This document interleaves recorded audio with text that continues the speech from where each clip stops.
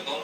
நீங்க எங்க போறோம்னா ஊட்டிலேயே ஒரு ஸ்பெஷலான பிளேஸ் போறோம். ஒரு முருகன் டெம்பிள் இருக்கு. அது உங்களுக்கு இந்த வீடியோல காமிக்கிறேன் எப்படி இருக்கு. ஏன்னா மலேசியால ஒரு முருகன் டெம்பிள் இருக்கு. அதே மாதிரி இங்கே ஒரு சின்ன ஒரு முருகன் இருக்கு. நம்ம போய் பார்க்க போறோம். Stay tune.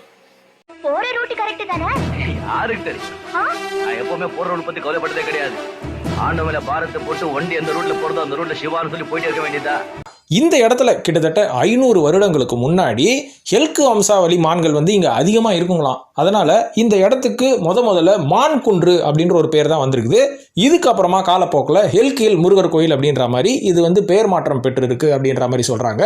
இது மட்டும் இல்லாம இந்த கோயிலோட மூலவரே பழனி ஆண்டவர் தாங்க. ஏன்னா பழனியில முருகர் அவர்களோட தோற்றம் எந்த மாதிரி இருக்குமோ அதே தோற்றத்தில் இருக்கக்கூடிய முருகர் ஊட்டியில் இருக்கக்கூடிய இந்த முருகன் கோயிலையும் இருக்காரு. இது மட்டும் இல்லாம இந்த கோயில் அமைக்கப்பட்டு 40 வருஷங்கள் ஆனதுக்கு அப்புறமா இங்க ஒரு மிகப்பெரிய அளவுல கும்பாபிஷேகம் நடத்தியிருக்காங்க.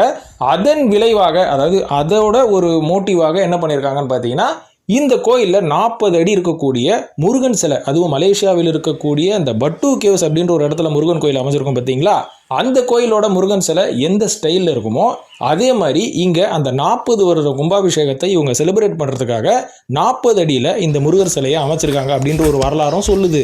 இது மட்டும் இல்லாமல் இந்த கோயில் வந்து பார்க்கறதுக்கு ரம்மியமாகவும் ரொம்ப அமைதியாகவும் இருக்கு.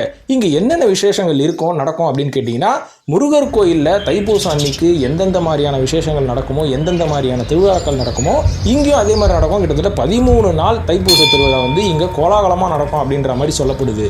இதையும் தாண்டி இந்த கோயிலோட டைமிங்ஸே என்னன்னு பார்த்தீங்கன்னா, காலையில் 9 மணிக்கு ஆரம்பித்து 6 மணி வரைக்கும் இந்த கோயில் வந்து திறந்து வச்சிருக்கிறாங்க. தொடர்ந்து பூஜைகள் இங்கே நடந்துட்டு இருக்கும். அதுவும் ஏர்லி மார்னிங் இந்த கோயிலை வந்து நீங்கள் பார்த்தீங்கன்னா அவ்வளவு அம்சமாக இருக்குங்க, அவ்வளோ சூப்பராக இருக்கும். இப்போ நான் வந்து பார்த்துட்டு இருக்கிற டைமே பார்த்தீங்கன்னா ஒரு 10 மணி அளவில் இருக்கும். இது மட்டும் இல்லாமல் இந்த கோயிலுக்கு எப்படி ரீச் ஆகுது அப்படின்னு பார்த்தீங்கன்னா ரொம்ப கஷ்டமான விஷயமே இல்லைங்க. நீங்கள் ஊட்டியில் சேரிங் கிராஸ் அப்படின்ற ஒரு இடம் ஒன்று இருக்குது பார்த்தீங்களா, இதுதான் வந்து பஜார் அப்படின்ற மாதிரி சொல்லுவோம். இந்த இடத்துல இருந்து உங்களோட ஓன் வெஹிக்கிள் எடுத்துகிட்டு வரலாம், இல்லை லோக்கல் ஆட்டோ நீங்கள் பிடிச்சா கூட இந்த இடத்துக்கு நீங்கள் வரலாம். இதுக்கு நீங்கள் ஊட்டிக்கு நெக்ஸ்ட் டைம் வந்தீங்கன்னா இந்த கோயிலை கண்டிப்பாக மிஸ் பண்ணாதீங்க. பார்த்து என்ஜாய் பண்ணி முருகனோட அருள் பெறணும்னு நான் சொல்லிக்கிறேன் நண்பர்களே. நன்றி.